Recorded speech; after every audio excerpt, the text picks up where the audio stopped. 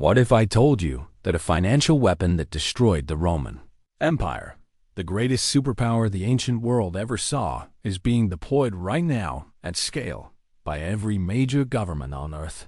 Not similar, not comparable. The same fundamental economic mechanism. Rome didn't fall to barbarians alone. It collapsed from multiple factors, including a slow-motion financial implosion that took centuries but became irreversible the moment they made one critical decision: to pay their debts by destroying their own money. And here's the part that should concern you. We made a similar decision in 1971. We've been living in Rome's final act ever since. You feel it, don't you? Your paycheck buys less every year. Housing is impossibly expensive. As of 2024, the median home price reached approximately $400,000, a number that would have been unthinkable a generation ago. Savings accounts are a joke. Your government keeps spending trillions it doesn't have, and somehow the solution is always more debt. That's not a coincidence. That's the design. Where are you watching from?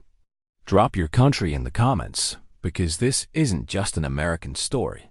This is the global financial order eating itself.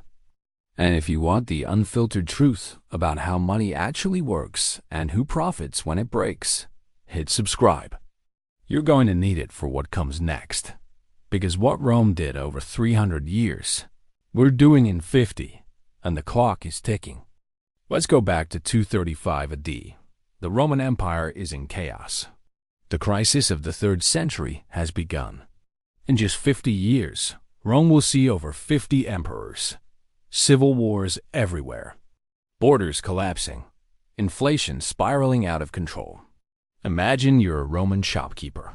Last year, a loaf of bread cost you 2 denarii. This year, 10. Next year, you'll need a wheelbarrow of coins just to buy grain. Does this sound familiar in 2024? But Rome's problem didn't start with war. It started with a promise it couldn't keep. For centuries, Rome ran on conquest. Every new territory meant plunder, slaves, and tribute flowing back to the capital. The military paid for itself. The empire expanded, and wealth expanded with it. Growth was the business model. But by the 3rd century, the conquest stopped. There were no more easy wins. The borders were set. And suddenly, Rome had a massive problem. A sprawling bureaucracy, a standing army of over 300,000 soldiers, endless infrastructure projects, and free grain for the masses in the capital. All of that cost money, enormous amounts of money. And Rome's revenue? Stagnant. Sound familiar? Rome's solution was brilliant in its simplicity and catastrophic in its consequences. They didn't raise taxes people were already squeezed. They didn't cut spending that would cause riots and mutiny. Instead, they did something far more insidious. They debased the currency. At the start of the empire, the silver denarius the coin soldiers were paid in, the coin taxes were collected in, was nearly pure silver. About 95 to 98% purity. A stable, trusted store of value for generations. But when the emperors needed to pay their bills and couldn't collect enough taxes, they started adding cheap metals into the coins. Copper, bronze. They kept the same size, the same stamp, the same official value. But inside, less and less actual silver. According to numismatic studies and historical coin analyses, in 64 AD under Nero, the denarius was reduced to approximately 93% silver and lighter in weight. By 200 AD, under Septimius Severus, it fell to under 60% silver. By 270 AD, the Antoninianus, which had largely replaced the denarius, contained less than 5% silver. A coin that was supposed to be silver was basically a bronze forgery with a government stamp. The emperors couldn't print money as we do today. They physically debased metal coinage. But the economic effect was the same, creating more currency units while reducing their real value. Sound familiar? Because here's the thing. That's not ancient history. That's monetary policy. Historian Kenneth Harl observes in his work, Coinage in the Roman Economy, that public faith in imperial coins made possible the policies of debasement that eventually eroded the currency.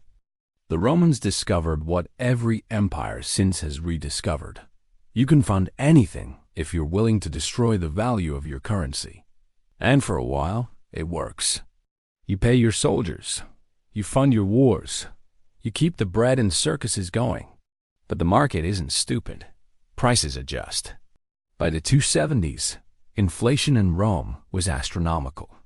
According to historical records, prices for basic goods skyrocketed exponentially.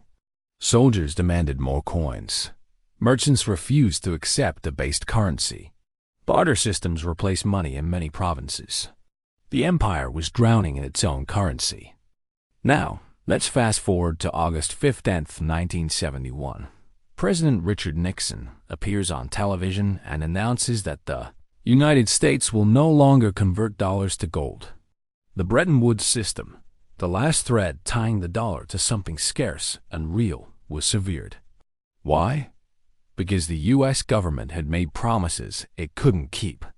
Social programs, the Vietnam War, global military commitments, it all cost more than tax revenues could cover. And foreign governments were starting to notice. They were showing up with dollars and demanding gold, as the treaty allowed. The U.S. was running out of gold. So they did what Rome did. They changed the rules. They removed the anchor. And from that moment forward, the dollar became a purely fiat currency, backed by nothing except trust in the U.S. government. And just like Rome, the money creation began in earnest. Since 1971, according to Federal Reserve data, the U.S. M2 money supply has increased over 3,000%. The Federal Reserve's balance sheet, the amount of assets it holds, representing money created, has exploded from under $900 billion in 2007 to approximately $7 trillion as of 2024 to 2025. And that's just the Fed. Add in the ECB, the Bank of Japan, the Bank of England, they're all doing it. Coordinated, global, unprecedented. While Rome physically mixed bronze into silver coins, we expand money supply through central bank digital accounting and credit creation. The mechanism differs, physical debasement versus electronic ledgers, but the consequences are remarkably similar. Inflation, loss of purchasing power, and wealth transfer from savers to those receiving new money first. And just like in Rome, for a while it worked. Economies grew. Government spent. Asset prices soared, but the market isn't stupid. Prices adjusted. In 1971, the average home cost $25,000. As of 2024, it's over $400,000. A new car?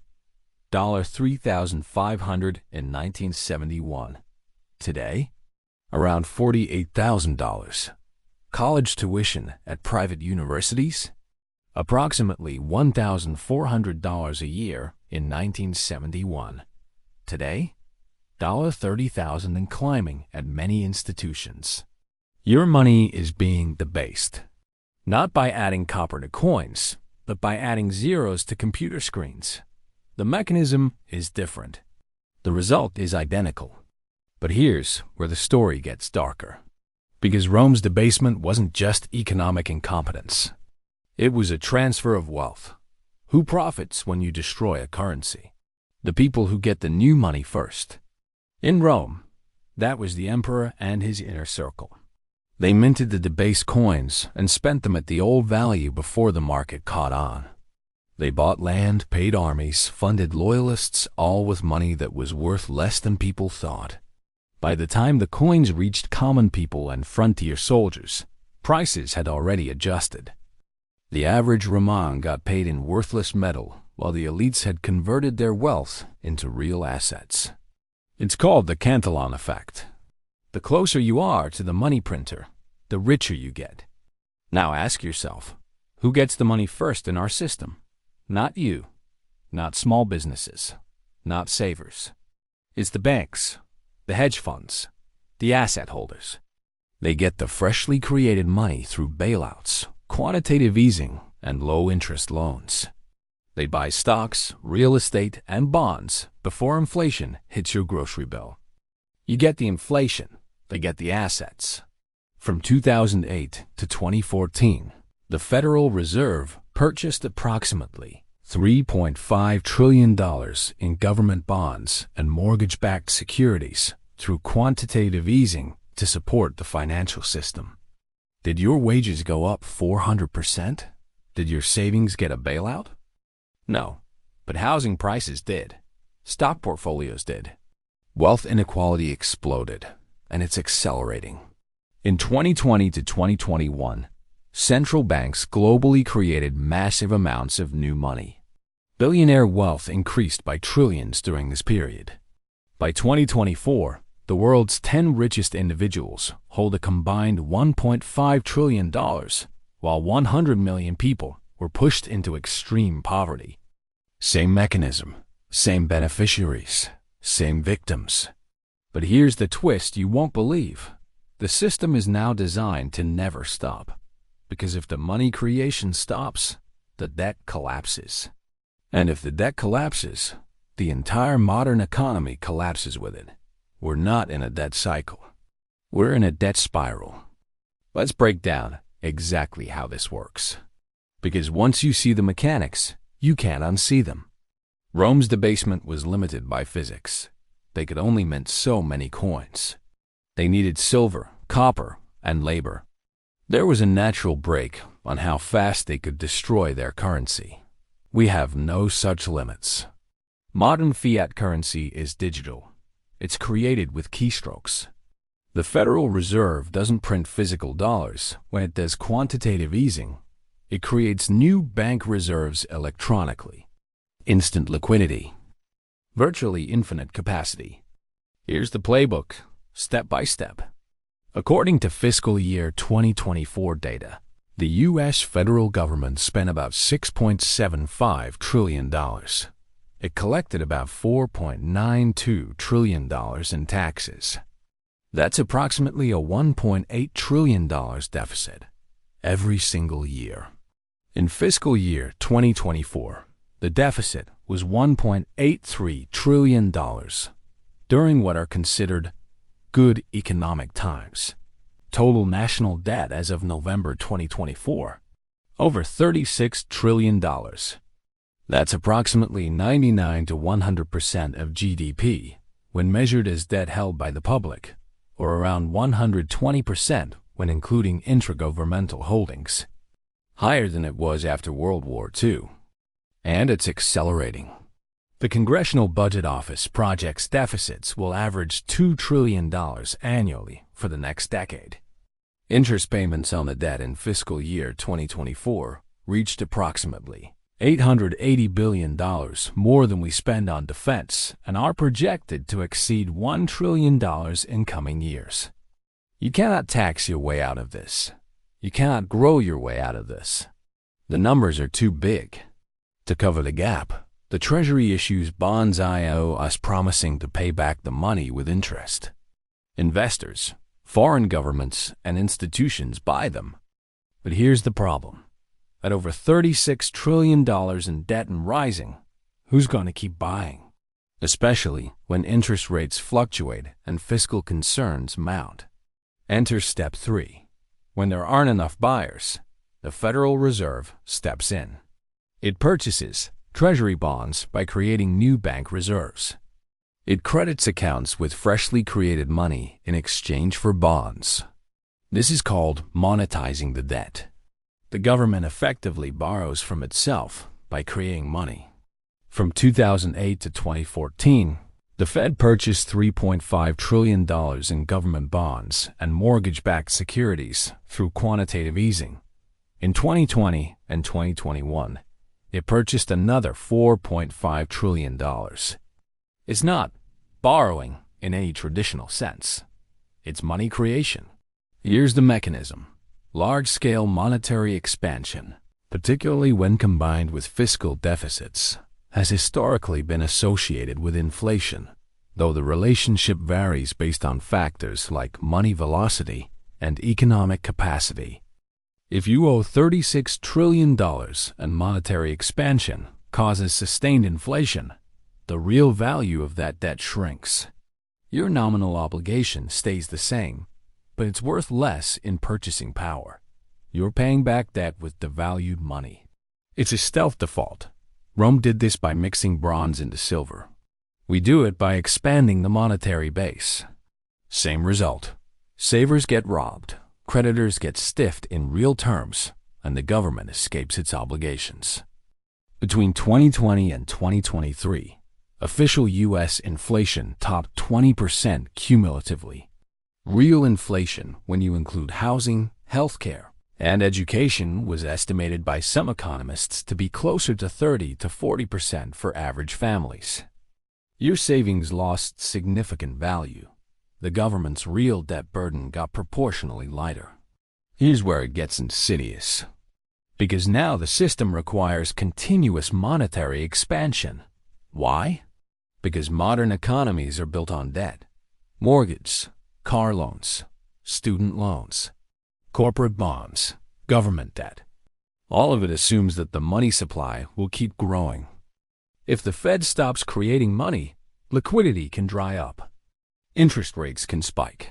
Asset prices can collapse. Debt can become unpayable. Banks can fail. Defaults can cascade. We saw a preview in 2018. The Fed tried to normalize policy. The stock market dropped 20% in 3 months. Corporate debt markets froze. The Fed reversed immediately. They tried again in 2020 to similar results. Regional banks started failing by 2023. The system cannot tolerate tight money anymore. The debt is too large. The leverage is too extreme. So they create more money. The pattern repeats.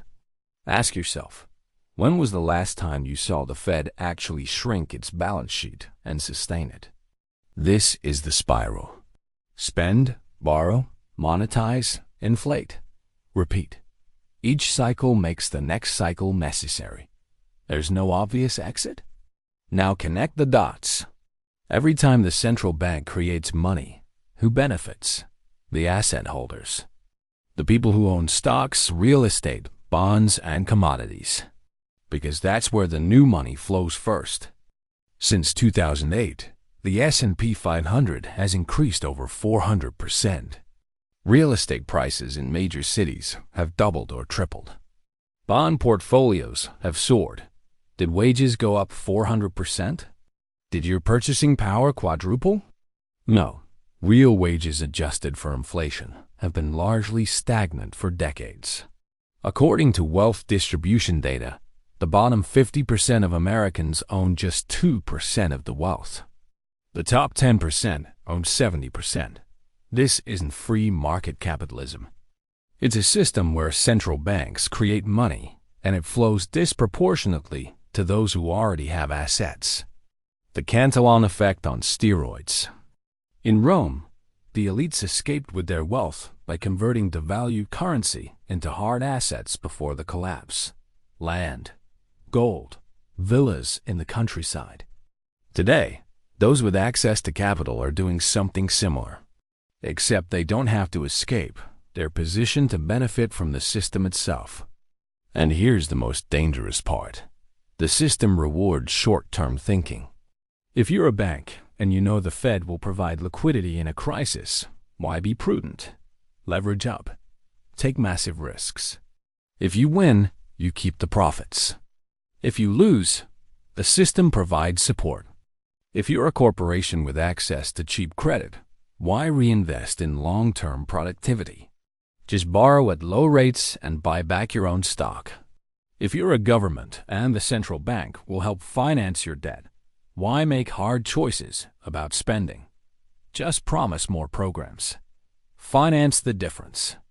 Every incentive punishes long-term responsibility and rewards short-term thinking. Rome's emperors knew their coins were degrading. They didn't care. They needed to pay the army today. The consequences could wait. Our leaders know the debt trajectory is unsustainable. They don't act decisively. They need to win the next election. The consequences can wait, except consequences don't wait forever. Rome's currency collapse took about 150 years from the first major debasement narrowed to the final disintegration of imperial monetary authority. We've been off the gold standard for 54 years. And we're moving faster. Here's the bottom line. We are not smarter than Rome. We are not more virtuous. We are not immune to the same economic forces.